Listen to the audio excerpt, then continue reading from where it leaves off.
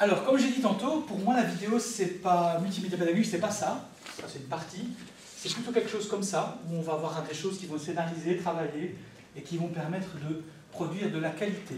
Maintenant, on va voir que produire la qualité, c'est quelque chose qui nécessite de l'optimisation de la structure. Je pense qu'on... Vous avez remarqué que je suis quelqu'un d'assez pragmatique. J'ai l'âge pour l'être, donc c'est bien. Et puis à mon âge, je n'ai pas trop prouvé les choses. Et en matière de vidéo, j'en ai produit plus de 3000. Donc je pense avoir une assise assez importante.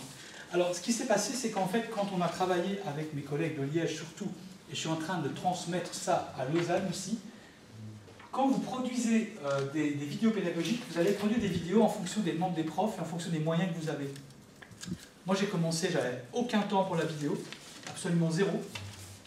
Et j'avais un collègue informaticien qui bidouillait, comme on dit chez nous, la vidéo, qui faisait des vidéos de mariage. Et ça a commencé comme ça. Et on a commencé à avoir des demandes de profs qui étaient assez basiques. Et au fur et à mesure, on a essayé de documenter ce qu'on faisait.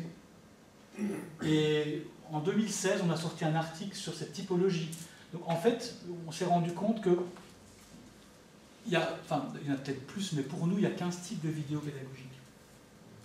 Alors, ça, on les a construits au fur et à mesure de l'accompagnement des profs. On les a construits avec un matériel qu'on avait, qui s'est amplifié de plus en plus. Nous, je vous dis, on a commencé en 2008 avec un caméscope. Maintenant, la cellule MOOC que j'ai quittée pour venir à Lausanne, elle a 8 personnes. Elle a plus d'1,5 million de fonctionnement. Et elle produit quelque chose comme 300 capsules maintenant. Mais toujours avec la qualité. Alors, si on regarde un petit peu maintenant ce process, c'était important. Pourquoi? Parce qu'on avait des ressources réduites. Et donc, on a dû mettre en place une approche pointue et pragmatique parce qu'on voulait du soutien. Ça veut dire que cette typologie, elle sert à quoi? Un enseignant va vous dire, bah, tiens, je voudrais parler de ça dans ma vidéo. Alors, il y a des critères qui rentrent en ligne de compte. Et donc, cette typologie, en fait, elle sous-tend un pragmatisme qui tourne autour de 4 dimensions. La première dimension, c'est ben, quel est l'investissement que l'enseignant peut mettre là-dedans? Et ça, il n'y a personne qui réfléchit comme ça. Donc, première dimension, quel niveau d'investissement le prof peut mettre? Deuxième dimension, quel niveau d'investissement le conseiller peut mettre? Si on a une petite cellule et qu'il n'y a qu'une personne faire des vidéos, ben, voilà, le temps d'investissement du conseiller. Le temps d'investissement du réalisateur, qui est quand même la personne centrale, parce que tourner, c'est rapide. Monter, c'est terrible.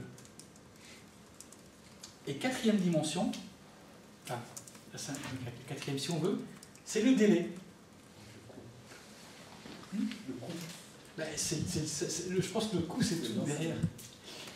Et le délai, pourquoi? Parce qu'en fait, si un prof vient vous voir aujourd'hui, dit écoute, je voudrais vraiment tourner une vidéo là-dessus, mais ok, cette vidéo est assez complexe, il peut peut-être aller la tourner, ça demande un peu de préparation d'écriture, on la tourne dans 3 semaines, mais avec le pad dans lequel se trouve mon réalisateur qui est tout seul, tu ne l'auras pas avant fin septembre. Quoi. Ah mais non, mais il faut absolument mi-juin. Ben, si tu la faut mi-juin, alors en fait, en fonction du curseur qui est placé là, il y a des typologies qui vont s'allumer et s'éteindre. C'est ça l'aspect pragmatique. Donc, si un prof veut un truc tout de suite, prêt la semaine prochaine, parce qu'il en a absolument besoin, ben, je vais lui recommander des typologies assez légères en temps d'investissement et en délai. Et là, il arrivera à quelque chose. Il n'aura peut-être pas la vidéo studio qu'il pensait, mais le produit qu'il aura sera suffisamment bon. Et donc, c'est jouer avec ces curseurs. Il faudrait un jour que même je programme cette interface où, en fonction de l'endroit où on met le curseur, les typologies s'allument et s'éteignent. C'est tout le travail qu'on a mis en place pendant 8 ans et qui va soutenir ce qu'on va faire à Lausanne aussi et qu'on peut travailler avec l'ensemble des collègues.